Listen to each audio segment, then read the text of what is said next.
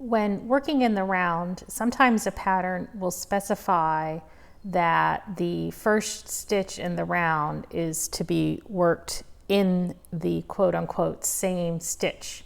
And so this tutorial is going to demonstrate what is meant by that. So in this project, I've just finished my second round. I just removed the marker that I had on the first stitch of that round, and I'm going to now join with a slip stitch to that place I had marked, the first stitch in the round. And if you look real closely, you can see that this slip stitch is coming out of this hole, which is the top of the first stitch of the second round. So that's the stitch where we're going to be doing everything for this first stitch of the third round. So in this pattern, it specifies to chain 2 to begin the third round.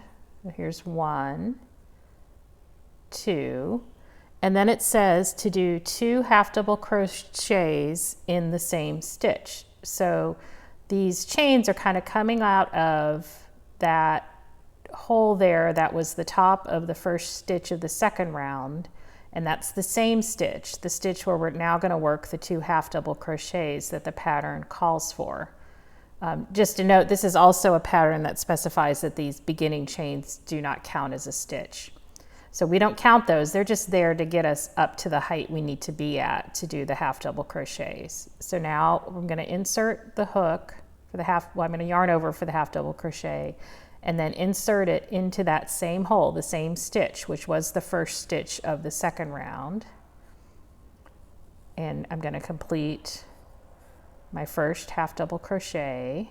And this pattern recommends marking the first stitch of the round. So I'm going to go ahead and place a marker there in the top of that stitch so that I can distinguish it later when I get back around to the end of the round between the 2 chains that I'm not counting and the top of that stitch. And then I'm going to work my second half double crochet again into the same hole because it's the same stitch.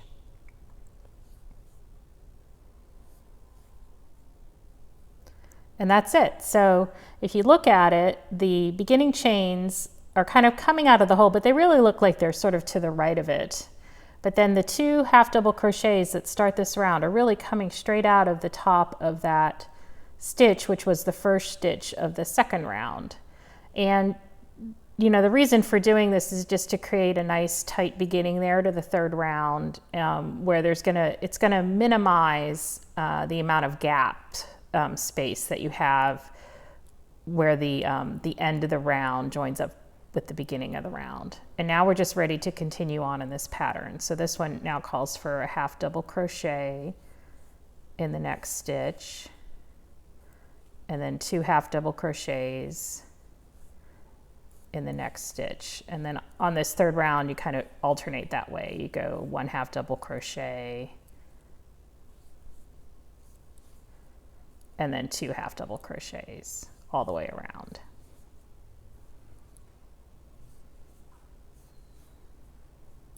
So that's a tutorial on how to do the stitches to begin a round when the pattern specifies that those initial stitches are to be made in the same stitch.